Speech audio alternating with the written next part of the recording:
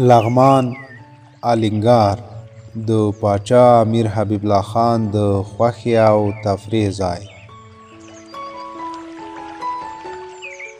د نړۍ واړه ښکلا مې کړله هیره، د نړۍ واړه ښکلا مې کړله هیره، چې ښایست مې د دې ښار په سترګو ولید. قدرتي سینګار یې شوی د دې سیمې، قدرتي سینګار یې شوی د دې سیمې، چې مې کله الینګار په سترګو ولید. الینګار د لغمان ولایت یوه مهمه ولسوالي ده چې د زرغون نورستان له لویدیځ سره پوله لري. د افغانستان له هغو سیمو څخه ده چې د تاریخ په اوږدو کې د سلطنتي شخصیتونو، سیاسي مشرانو او سیاحانو د پام وړ پاتې شوې ده. دا ښایسته دره د طبیعي ښکلا، فرهنګي بډاینې او میلمه پالنې له امله د تفریح او چکر لپاره ځانګړی ځای ګڼل کیږي.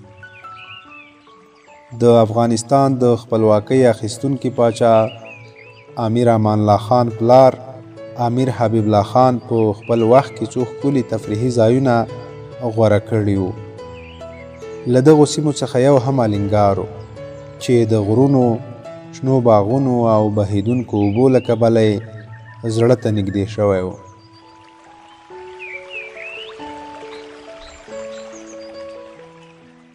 زه به شور د الینګار د څپو راوړم، زه به شور د الینګار د څپو راوړم، ته مې ژباړه د ټپو وکړه لغمانه. الینګار سیند او طبیعي ښکلا. الینګار دره د یوه لوی څپاند سیند کوربه ده چې د همدې سیمې په نوم یادیږي. دې سیند دره په دوه برخو ویشلې، د لمرخاته خواته د سنګره، ساوکلمان او نورلام صاحب درې، د لمر پریواته خواته د کچور سالاب او تګ غرنۍ درې پرتې دي. قومي جوړښت.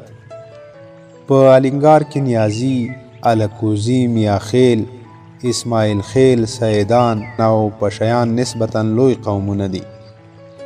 کرهڼه او مالداري. د الینګار ډیری خلک په کرهڼه او مالدارۍ بوخت دي. سیمه یې حاصلخیزه زراعتي ځمکې لري. ارلاوکاټ، توتان، چارمغز، جلغوزي، سره املوک، الوچې، زردالو او د شفتالوګانو په څیر خوندورې میوې پکې پیدا کیږي. د چکر او تفریح مهم ځایونه. الینګار د ښکلا ډیرې سیمې لري چې پکې لاندې ځایونه مشهور دي: کچور سالاب، سنګر، ساو او کلمان، نورلام صاحب دره، شاهي، کوړمنګو، تګ، کلګوش او د لغمان برسر یعنی نننی غربي نورستان. الینګار ښې روانې اوبه، شنې باغچې، زرغونې درې، ابشارونه، کلیوالي ښکلاوې او ښار ته نږدې موقعیت لري. خلک یې میلمه پاله دي.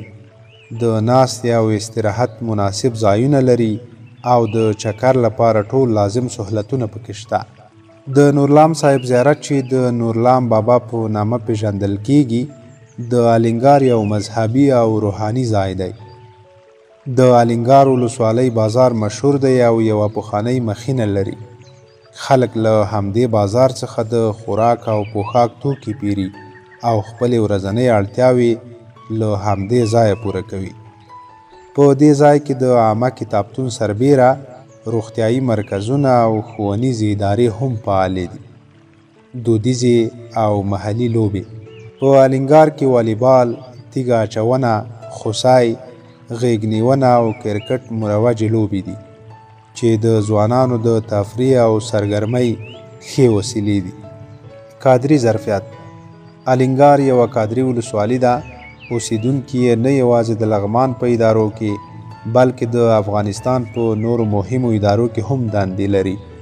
یو شمېر ځوانان یې له هیواده بهر هم میشت دي او هلته د ژوند ورځې او شپې تیروي.